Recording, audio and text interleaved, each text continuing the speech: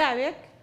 یان بە زگماک بە کەمەندام لەدایک بوو بێت ئەوە پاش دەستنیشانکردنی ڕێژەی کەمەندامیەکەی لەلایەن لیژنەیەکی پسپۆڕەوە پێویستە حکومەت بڕێک پارەی وەک هاوکاری مانگانە بۆ تەرخان کات کە بریتیا لە 150,000 دینار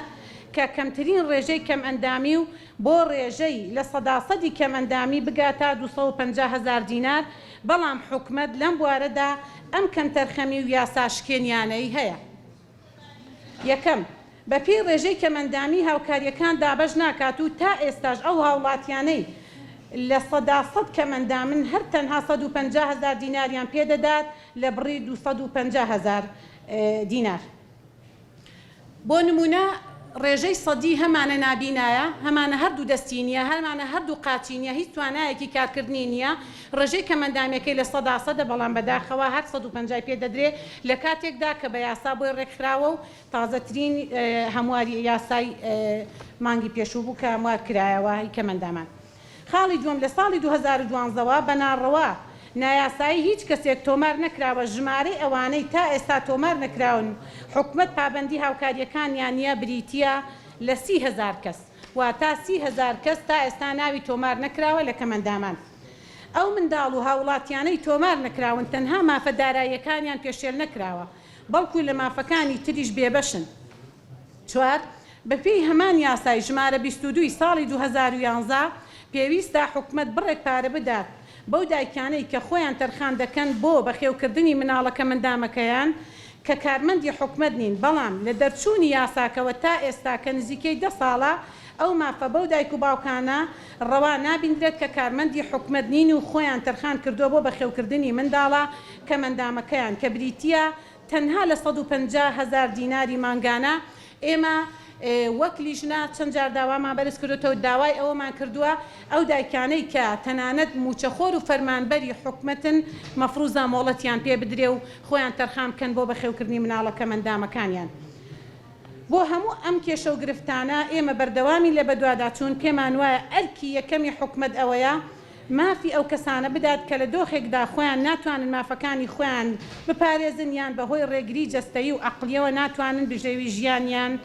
پەیدا بکەن. بەدریە ئیسماعیل بڕیاردەری لیژنەی کاروباری کۆمەڵایەتی و داکۆکی لە مافی مرۆڤ 4/1/2022. طبعا ئێمە جگەلەوەی کە ویستم ئەوەش بخەمە ڕوو طبعا لەگەڵ برای بەڕێزمە راپۆرتێکی تێر و تەسەرمان ئامادە کرد بۆ پەرلەمان لە کۆبوونەوەیەکی تایبەتی پەرلەمانە وەزیری پەیوەندیدارمان بانگێش کرد ئەو گیر و گرفتانەی کە ئێستا خستمانە ڕوو هەموویمان ئاراستە کرد و ئەو بابەتەی کە جەنابەت باسیەکەی طبعا ئەو لیژنە پسپۆڕی کە مەفروزە ڕێژەی کەمەندامی دیاری بکە بەداخەوە تاوەکو ئێستا ئەو چۆنەڵی مافا بۆ کەمەندام نەگەڕێنراوەتەوە کە ڕێژەکە لە 100%دیش بووبێ و ڕێژەکە کەمیش بووبێ بە هەمان بڕپارە وەرەگرن بۆیە وەزیری کار و کاروباری کۆمەڵایەتی معنیە بۆ بابەتە مەفروزە دەسەڵاتەکانی خۆی بەکاربێنێ ئەو لیژنە پسپۆڕە دووبارە کارا بکرێتەوە و ئەرکەکانی خۆی جێبەجێ بکە هەم ئەوانەی کە تۆمار نەکراون هەم ئەوانەی کە ڕێژەی سەدیەکەیان زۆرە ئەو مافیان بۆ بگەڕێنرێتەوە کاتێکە کە بە یاسا بۆیان ڕێکخراوە. طبعا ئەو لیژنە پسپۆڕە خۆی ئەو بابەتە هەڵەسەنگێنە و دیاریەکە جاران پێش هەمواری یاساکە تقریبا بڕێک دیاری کرابوو ڕێژەیەک دیاری کرابوو 35 بۆ 75 بۆ 100 هەبوو بەڵام دوای پێدا چوونەوەیان بۆ کردبوو نەگەرێکێک دەستێکی نەبێ یا چاوێکی نەبێ یا یەکێک لە ئەندامەکانی جەستەی کەمەندام بێ و نوقسان بێ ئەوە طبعا ڕێژەیەک لە کەمەندامی هەیە و کەندامی بۆ دیاری ئەکرێ بە بڕی هاوکارێکی بە بڕی 150,000 دینار بەڵام کاتێک کە یاساکە هەموار کراوە بەداخەوە بڕە هەر دەستکاری نەکرا بەڵام ئەگەر ڕێژەکە لە 100% بێ بۆ هەر کەمەندامێک و خان پێداویستی کتابێ دەبێت 250 بێ بەڵام تا ئێستا و یاساشکێنیە کراوە و هیچ کەمەندامێک ئەو مافی بۆ دەستەبەر نەکرا ئەو بڕێ بۆ سەرف نەکراوە. ئێمە هەم بەیاداشت طبعا ڕێکاری پەرلەمانیمان گرتوتە بەر بەیاداشت و پرسیار ئاراستی حکومەتمان کردووە و کاتێک جەنابی وەزیر حضوری هەبوو لە پەرلەمان ئەو پرسیارانەمان ئاراستە کرد ئایا بۆ ئەو ناوە تۆمار نەکراوانە دەست پێ ناکەنەوە تۆمار ناکرێن. طبعا وەڵامێکی مقنعکەری نەبوو بەڕاستی هەر ئەوە ناوتی ئێمە جارێ لە هەوڵین سەبارەت بە ئەو چۆنەڵی ڕێژەیە کە بەتایبەتی بۆ هاوسەران و بۆ هەندێک بابەتی تر لە راپۆرتێکی تێر و سەلاخسمانە ڕوو وەڵامی ئەوە بوو لە کابینەی پێشوودا کە طبعا وەزیر دەسەڵاتێتی مەفروزە دەسەڵاتی خۆی بەکاربێنێ لە کابینی پێشوداوەکو لە بابەتەکە خستمە ڕوو